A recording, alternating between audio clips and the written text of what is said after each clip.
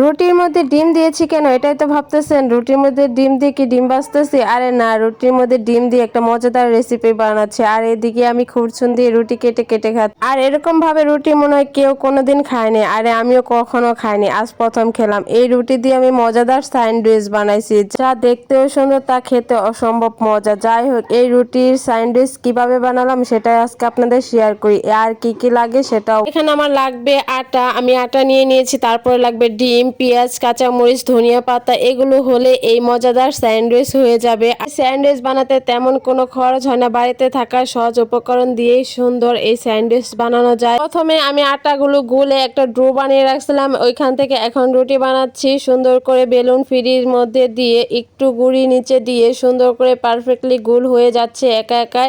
আর এই রুটি বানানো শিখছিলাম আমি ছোটবেলা থেকে আমার দাদির কাছ থেকে। সে আমাকে হাতে ধরে এইভাবে সুন্দর করে রুটি বানানো শিখেছে।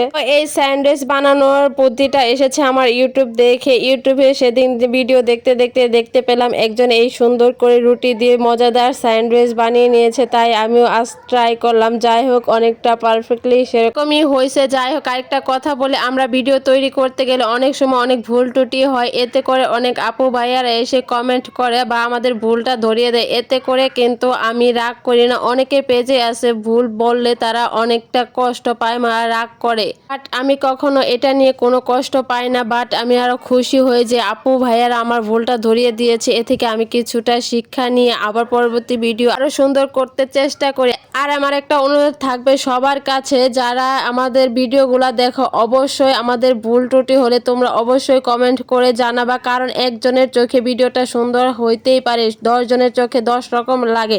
10 জন যদি 10 রকম কথা বলে তাহলে বোঝা যায় যে ভিডিওটা কেমন হয়েছে। তাই তোমাদের কাছে আমার একটাই অনুরোধ, ভিডিও যেমনই হয় তোমরা ঠিক তেমনটাই বলবা। ভুল হলে ভুল, ভালো হলে ভালো। মন রক্ষার্থে তার ভিডিওটা খারাপ হলে খারাপ বলবা। যেরকম ভিডিও তৈরি করবে সেরকম কমেন্ট করবা। এতে করে আমরা সেই অনুযায়ী ভিডিও তৈরি করবো, ভিডিওটা কোয়ালিটি ফুল তৈরি হবে এবং আমরা সফলতা অর্জন করতে পারবো। তোমাদের সাথে কথা বলতে বলতে এদিকে কিন্তু আমার রুটি ভাজা হয়ে গেছে। যাই হোক, প্রথমে আমি চুলার উপরে কড়াই বসিয়ে দিই, এরপর একটু তেল দিয়ে রুটিটা প্রথমে হালকা একটু ভেজে, তারপর রুটির উপরে ডিমটা ছেড়ে দিয়ে এরপর পেঁয়াজ কুচি, ধনিয়া পাতা কুচি, কাঁচামরিচ কুচি, তার উপরে একটু শুকনো মরিচের ফাঁকি করা আটা ছিটিয়ে দিয়ে তারপর একটু লবণ দিয়ে এটা আমি একটু ভেজে নিয়েছি।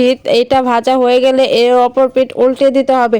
আর এটা আমি এই যে দেখতে পাচ্ছ খুরচুনের সাহায্যে সুন্দর করে উল্টাতে যাচ্ছিলাম, কিন্তু এটা সহজে উল্টাচ্ছিল না। হাতের সাহায্যে আমি এটা উল্টে নিলাম। এটা উল্টানো শেষ হয়ে গেলে এটা একটু ভাজা ভাজা করে নিতে হবে। ওই পাশটা সুন্দর করে ভাজা হয়ে গেলে তারপর আবার ওই পাশটা একটু ভেজে নিলে কিন্তু হয়ে যাবে সুন্দর স্যান্ডউইচ।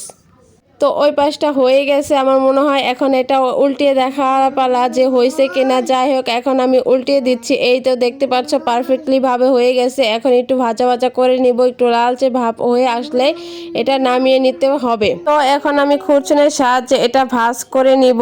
এই যে দেখতে পাচ্ছ সুন্দর করে ভাজ করে নিচ্ছি। এখন এই দুই পাশটা একটু লালচে লালচে ভাব করে ভেজে নিলে তাহলে এটা দেখতে অনেকটা সুন্দর দেখা যাবে। এই তো লালচে লালচে ভাব চলে এসেছে, এখন এটা নামিয়ে নিতে হবে। তো এখন এটা আমি নামিয়ে নিচ্ছি একটা প্লেটে সুন্দর করে। তারপরে এটা আমি সুন্দর করে সাজিয়ে নিব।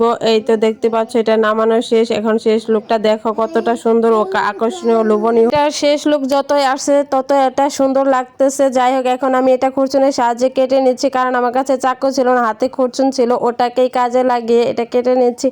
এইটা খুরচুন দিয়ে কাটছি তো তাই সহজে কাটতেছে না। যাই হোক, আমি চাপ দিয়ে সুন্দর করে এটা পিস পিস করে কেটে নিচ্ছি। কাটার পর কিন্তু এটা দেখতে আরো সুন্দর হয়ে উঠেছে। আমার কাছে তো খুবই ভালো লাগতেছে, একদম পারফেক্টলি স্যান্ডউইচের মতন কেটে নিয়েছি। এখন এটা টেস্ট করার পালা যে কেমন হয়েছে। এটা দেখতেও যেমন সুন্দর, খেতেও কিন্তু দারুণ মজার ছিল। তো এই রেসিপিটা যদি ভালো লাগে অবশ্যই তোমরা বাসায় ট্রাই করবা। সুন্দর একটা সন্ধ্যাবেলা নাস্তা হয়ে গেছে। যাই হোক, এতক্ষণ যারা আমার ভিডিওটা দেখছো তাদেরকে অসংখ্য ধন্যবাদ।